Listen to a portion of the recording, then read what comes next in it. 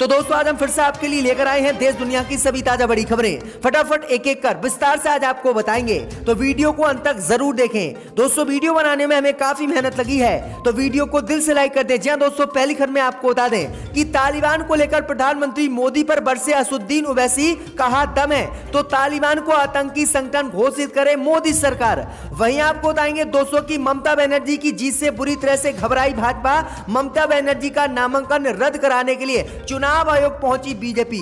वहीं आपको बताएंगे दोस्तों की मुंबई कोर्ट से कंगना रनावत को लगा बड़ा झटका, कंगना रनावत को कोर्ट ने लगाई फटकार, कहा अगली सुनवाई पर नहीं आई कोर्ट तो अरेस्ट वारंट किया जाए इसके खिलाफ जारी।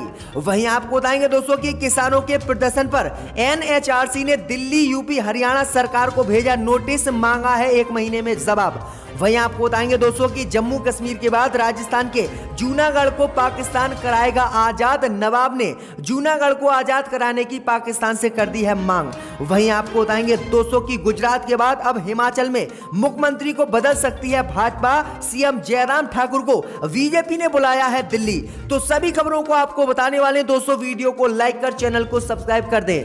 इसी बीच पर तो दोस्तों अगली खबर की ओर, तो तालिबान को लेकर मोदी पर बरसे ओवैसी, कहा दम है तो तालिबान को आतंकी संगठन घोषित करे मोदी सरकार। जी दोस्तों, आपको बता दें ये बड़ी खबर सामने निकल कर आई दोस्तों की तालिबान को लेकर आज असदुद्दीन ओवैसी ने प्रधानमंत्री मोदी पर बड़ा हमला बोला है।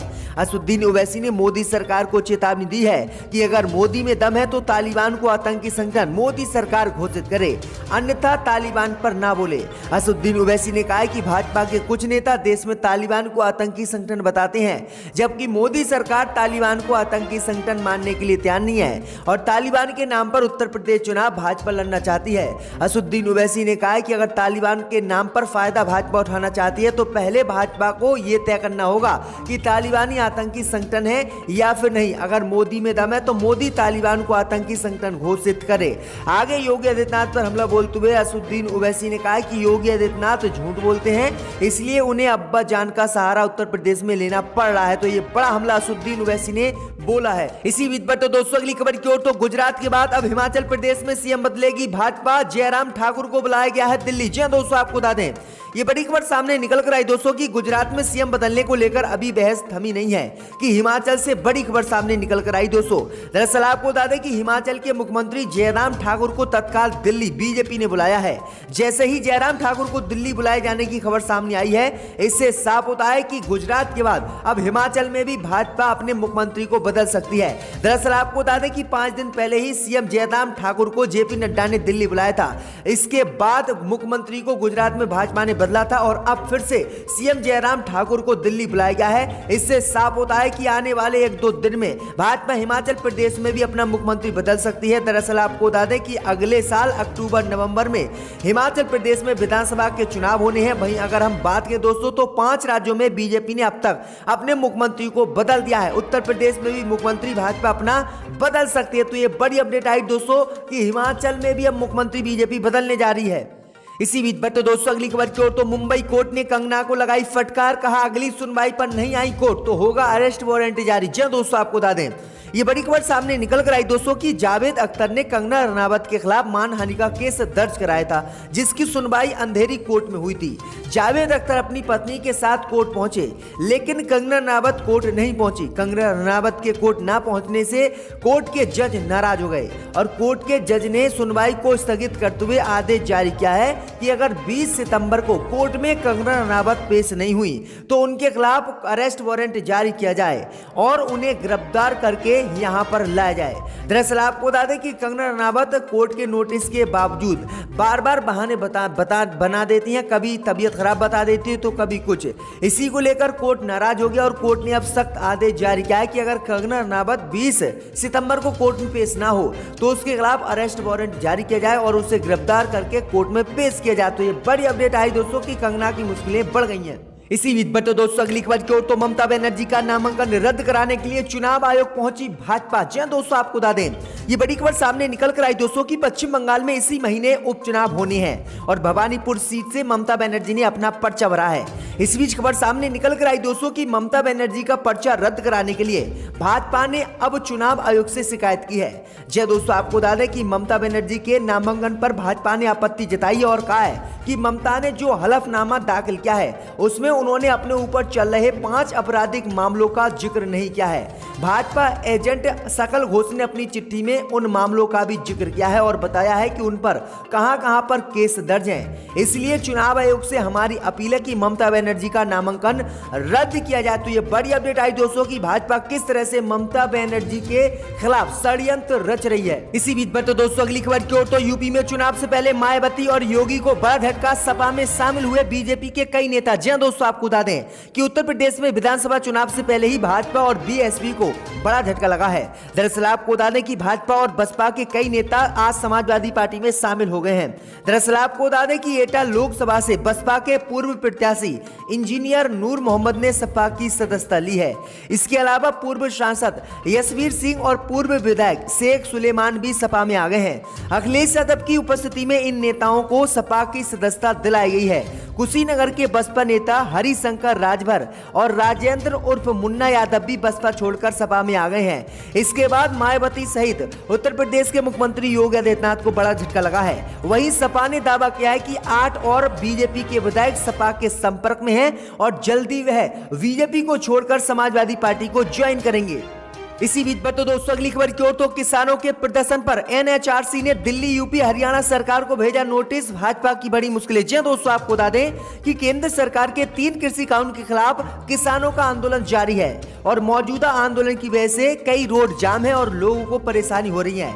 इसी पर संज्ञान लेते हुए एनएचआरसी ने दिल्ली, यूपी और हरियाणा की सरकारों को नोटिस जारी किया है और कहा कि आखिरकार किसानों को क्या परेशानी है जो सरकार इनकी बात नहीं सुन रही है। जी हां दोस्तों, आपको बता दें कि एनएचआरसी ने कहा है कि दिल्ली और यूपी, हरियाणा सरकार किसानों के प्रदर्शन पर हमें एक रिपोर्ट सौंपे और हमें बताएं कि आखिरकार किसान क्यों प्रदर्शन कर रहे हैं। एनएचआरसी ने कहा है कि किसानों को कोई तकलीफ है तो इन राज्यों की सरकारें इनकी समस्या को सुलझाए और किसान आंदोलन को तत्काल खत्म करवाए, क्योंकि इससे आम व्यक्तियों को बहुत ज्यादा परेशानी हो रही है। इसी को लेकर दिल्ली, यूपी और हरियाणा की सरकारों की मुश्किलें बढ़ गई हैं। अब देखते हैं कि ये क्या जवाब एनएचआरसी को देती है कि कृषि कानून रद्द करेंगी या फिर नहीं।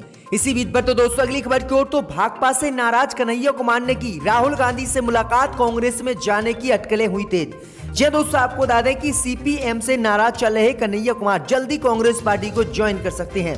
दरअसल आपको बता दें कि कन्हैया कुमार ने राहुल गांधी से मुलाकात की है और राहुल गांधी से मुलाकात करने के बाद अब खबरें आ रही हैं कि कन्हैया कुमार जल्दी भाकपा को छोड़ सकते हैं और भाकपा को छोड़कर कांग्रेस पार्टी को ज्वाइन कर सकते हैं और उत्तर प्रदेश में कांग्रेस के लिए प्रचार भी कर सकते हैं। तो ये बड़ी अपडेट आई दोस्तों कि कन्हैया कुमार अब पार्टी को छोड़कर कांग्रेस ज्वाइन करने वाले हैं। इसी बीच पर तो दोस्तों अगली खबर की ओर तो जम्मू कश्मीर के बाद राजस्थान के जूनागढ़ को आजाद कराने की नवाब ने पाकिस्तान से कर दी मांग, मोदी अमित शाह की बड़ी मुश्किलें। जी हां दोस्तों, आपको बता दें ये बड़ी खबर सामने निकल कर आई दोस्तों कि जम्मू कश्मीर को आजाद कराने की बात लगातार पाकिस्तान दुनिया भर के देशों में कहता रहता है। इसी बीच खबर सामने निकल कर आई दोस्तों कि जम्मू कश्मीर के बाद अब मोदी की मुश्किलें बढ़ाते हुए पाकिस्तान ने राजस्थान के जूनागढ़ को भी आजाद कराने की बात कर दी है।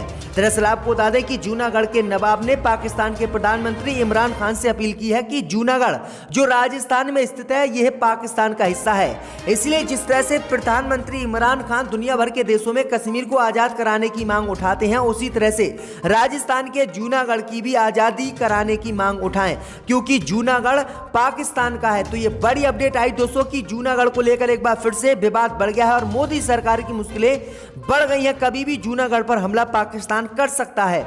इसी बीच पर तो दोस्तों अगली खबर की ओर तो राहुल गांधी ने सीएम योगी आदित्यनाथ पर साधा निशाना, कहा जो नफरत करे वह योगी कैसा। जी हां दोस्तों, आपको बता दें कि उत्तर प्रदेश में अगले साल होने वाले विधानसभा चुनाव की हलचल साफ तौर पर दिखने लगी है। कांग्रेस नेता राहुल गांधी ने उत्तर प्रदेश के मुख्यमंत्री योगी आदित्यनाथ द्वारा अब्बा जान वाले बयान पर निशाना साधा है। राहुल गांधी ने कहा है कि जो नफरत करे वह योगी कैसा।